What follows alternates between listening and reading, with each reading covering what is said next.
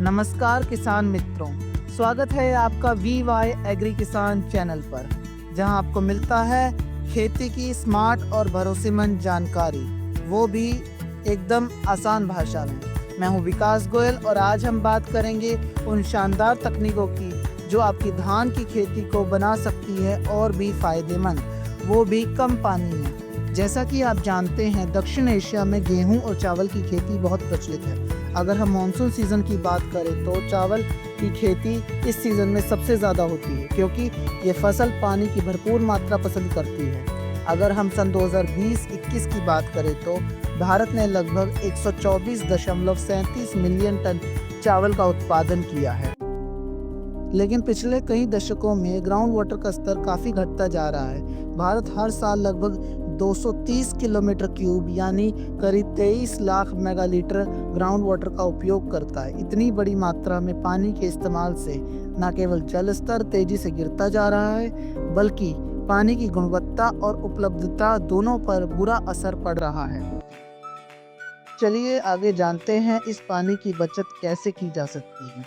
भारतीय कृषि अनुसंधान परिषद ICAR की कटक स्थित भारतीय चावल अनुसंधान संस्था की रिपोर्ट के अनुसार पानी की इस किल्लत को कम करने के लिए कुछ आधुनिक तकनीकें इस प्रकार हैं।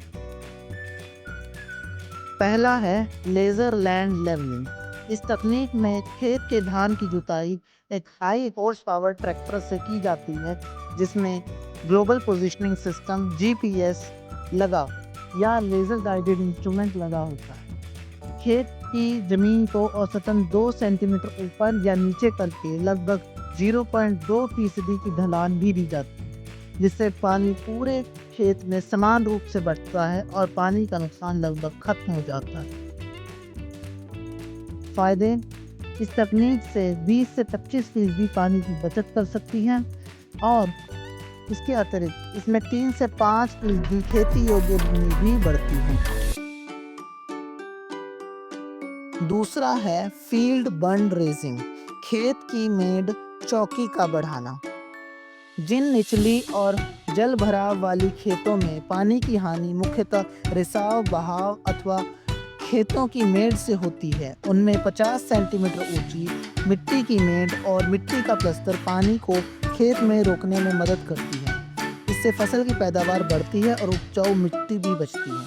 यदि मेड़ की ऊंचाई 75 सेंटीमीटर कर दी जाए तो भारी बारिश में भी पानी खेत में रुकता है और इससे भूजल पुनर्भरण अर्थात ग्राउंड वाटर रिचार्ज भी होता है, जिससे धान की खेती की पैदावार बेहतर होती है।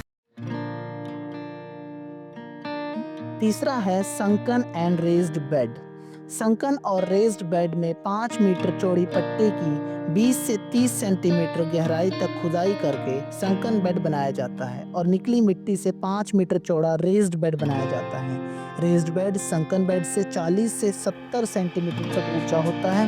संकन बेड से उपजाऊ मिट्टी हटने से उसकी उर्वरता घटती है, इसलिए इसमें 10 टन प्रति हेक्टेयर से गोबर की खाद डालना अनिवार्य है। रेज्ड बेड के कटाव को रोकने के लिए 1.5 मीटर की दूरी पर पपीते का पौधा लगाना चाहिए। मॉनसून सीजन में मिर्च, बैंगन, भिंडी जैसी फसलें भी उगाई जाती हैं। खेतों की नाली में मछली पालन भी किया जा सकता है, जिससे पैदावार बढ़ती है और अतिरिक्त आमदनी के साधन भी बढ़ते हैं।